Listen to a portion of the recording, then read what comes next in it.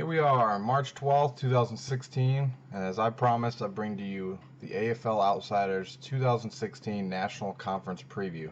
That means I'm going to talk about the Arizona Rattlers, the LA Kiss, the Cleveland Gladiators, and the Portland Steel.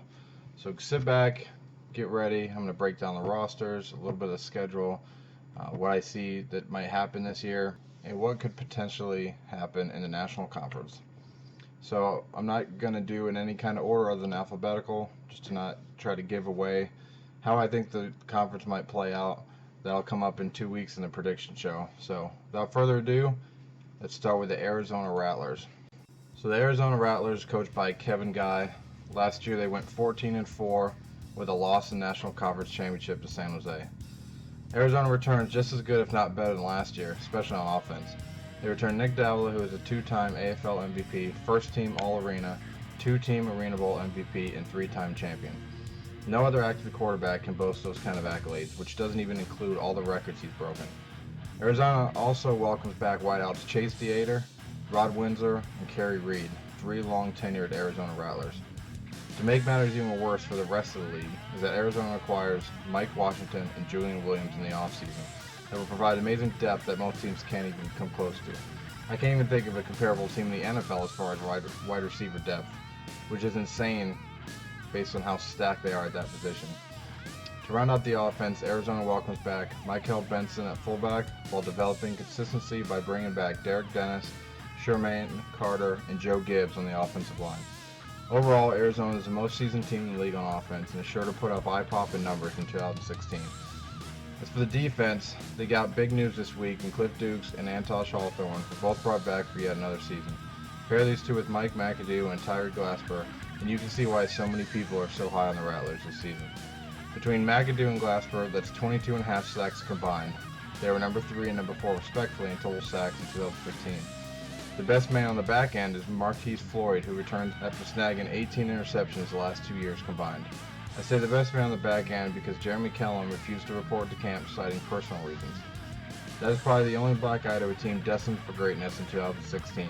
Not only do they lose an all-arena defensive back, but that's 20 interceptions the past 2 seasons, which has gone out the window. The good thing for Arizona is that this defensive line should make life pretty tough for whoever's throwing passes against them. Bottom line for Arizona this year, they have the coach, they have the quarterback, they have the talent, and they're guaranteed to make the playoffs with this year's new everyone makes the playoffs. They just need to focus on winning the conference, so that way they're guaranteed the number 1 or number 2 seed, and Arizona should look pretty good this year. Next up is the Cleveland Gladiators, coached by Steve Tahn. Last year they were 8-10 with a loss at Philly in the playoffs. Without shadow of doubt, the biggest question mark with Cleveland this year will be at quarterback, where they lose Shane Austin to Portland. This leaves the Glads with either Chris Deeker or Dennis Haverla. Haverla has only thrown 109 passes in the Arena League, with 16 touchdowns and 6 interceptions, while Deeker hasn't been a starter since 2013. If they can get the quarterback situation ironed out, Cleveland has a chance to at least compete with the likes of Arizona and Jacksonville. The good news is, whoever they pick at quarterback, they'll have the likes of Dominic Goodman, Thyron Lewis, Colin Taylor, and newcomer Larry Beavers to throw to. This group isn't quite what Arizona is tossing out there, but it's no slouch either. Taylor was 6th in the league last year in receiving yards with just under 1,600, while also hauling in 43 touchdowns. Goody also brings 1,262 yards and 27 touchdowns to the table. As far as fullbacks and offensive line go, Cleveland returned C.J. Cobb, Philip Manley, and Chad Schofield, while also welcoming back Jeremy Richardson to try and replicate his 2015 season where he scored 7 times. Bottom line here is, there's no way else to explain it. Cleveland will live or die by their quarterback play. Losing Shane Austin may be especially painful as he goes to Portland, where Cleveland will have to face him twice and compete against him in the National Conference. If Shane Austin is the glue for the offense, then Dominic Jones was the Elmers for the defense. Jones was the man on the defense with his work ethic, bravado, and resiliency. Without a doubt, DJ was Cleveland. Luckily for them, he was brought in to coach defensive backs, but losing him on the field will surely hurt the Glads' chances to return to the Arena Bowl in 2016. The other question mark for this defense is Joe Finnessy. He's not listed anywhere on at arenafootball.com, but he's listed as an active player on arenafan.com. But I guess we'll just have to wait till April 1st, first game of the year, to find out whether he's coming back. unless a transaction will come across the wire prior to that. If Cleveland loses both Finney and Jones, oh man, look for Cleveland to be shredded in the secondary. I think the no-fly zone will be a distant memory for the Glads as they boast a lot of youth and experience on that defense. Let's try and turn the doom and gloom around though, shall we? Cleveland brings back Willie McGinnis, who finished 8th in the league last year with 9.5 sacks. They're going to need him to not only match those totals, but exceed them if they're going to lose so much talent on the back end. Bottom line, this is a transition rebuilding year for Cleveland. Make no mistake about it. 2 years ago, they were a Cinderella team going 18-1 before losing to Arizona in the Arena Bowl 27. But they look to put that glass slipper on one more time in 2016. They're going to need a lot of help from many newcomers at key positions. LA Kiss, my team, coached by Omar Smith, came over from the SaberCats. Last year they were 4-14, and of course no playoffs. LA Kiss are said to be teetering on the edge of extinction though. I've seen it said that bringing in Omar and Nathan Stanley are last-ditch efforts for a title before Gene and Paul pull the plug on this project. I hope that doesn't happen. I think having these two guys in LA has only helped bring more viewers to the Arena League. Like I mentioned before, LA brings in Omar Smith and Nathan Stanley from the Arena Bowl 28 champions San Jose SaberCats. On paper, this looks to be huge news for the Kids, a team who has combined for only 7 wins in the last 2 seasons combined. That being said though, Stanley played admirably for Eric Meyer when Meyer went down last season. Omar Smith is a longtime AFLer, having been a player in the early 2000s before going on to coach for the Rattlers and the SaberCats.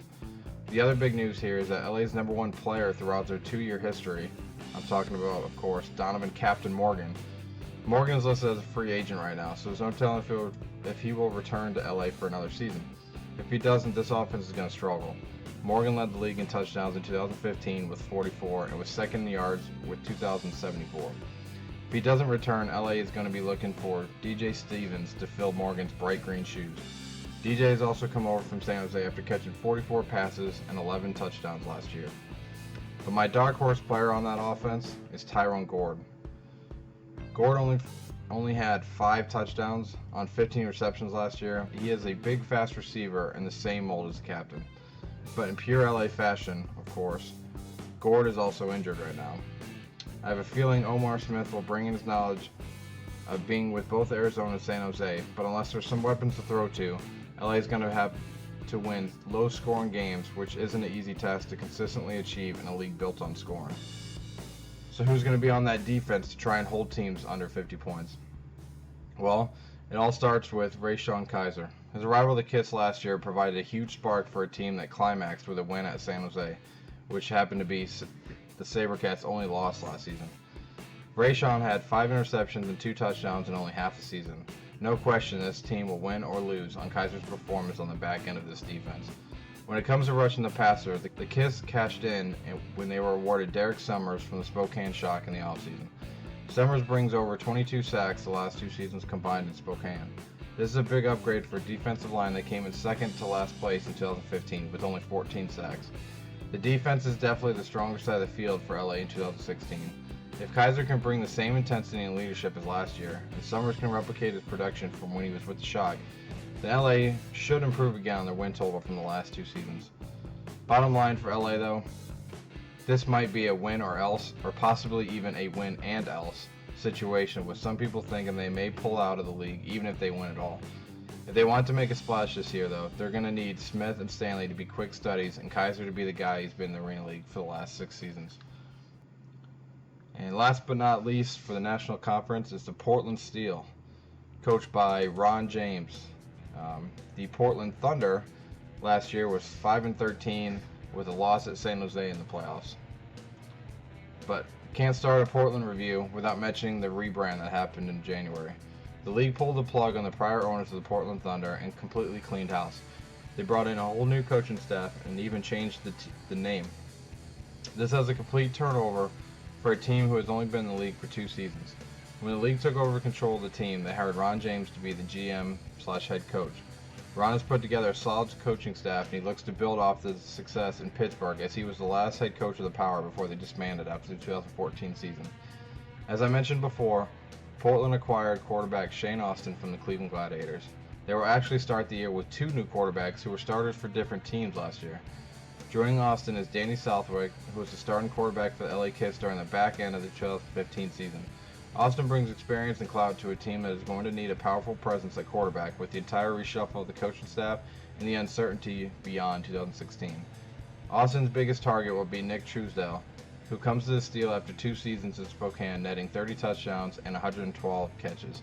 The Steel have 9 receivers listed on their active roster as of now, but it looks as though Truesdale's running man is going to be Jared Perry, who finished last season with 30 touchdowns and over 1,400 yards receiving. As long as those two can stay healthy, Portland should have at least a respectable offense, but it all depends on Shane Austin. On defense, Portland sees the return of Bryce Pila, arguably Portland's biggest star. He is for Portland what Kaiser is for LA. Along with Pila, Portland welcomes back Demond Glandon and Dwight McLean, who were combined for 6 interceptions in 2015. This is a very young defense for Portland, which means they're going to need Pila to be for the defense what Austin is for the offense. Also, Portland did not get any favors from the schedule makers, as 7 of the first 10 games are on the road. If they can weather that storm, though, and head into the final 6 games with 5 being at home, they may be able to get hot just in time for the playoffs. But the bottom line, Portland, on paper, they look to be looking up to Arizona. With the turnover in the front office, coaching, a new quarterback, a new name, and the possibility of this being their last season as they're being run by the Arena League. Good luck, Portland. You may need it. But that about wraps up my preview of the National Conference. I hope you got something out of this. And you'll notice that I didn't have a lot of predictions in here. I'm saving those for my preview episode here in a couple weeks. So look forward to that. I'm going to go over the American Conference next week. I will see you guys on Wednesday with the weekly update. Obviously, we had the huge news come down Thursday. If you didn't see my video, breaking news, check that out, and I'll go over it more in detail come Wednesday. But hope you guys have a good weekend, and I'll see you next week. Take care.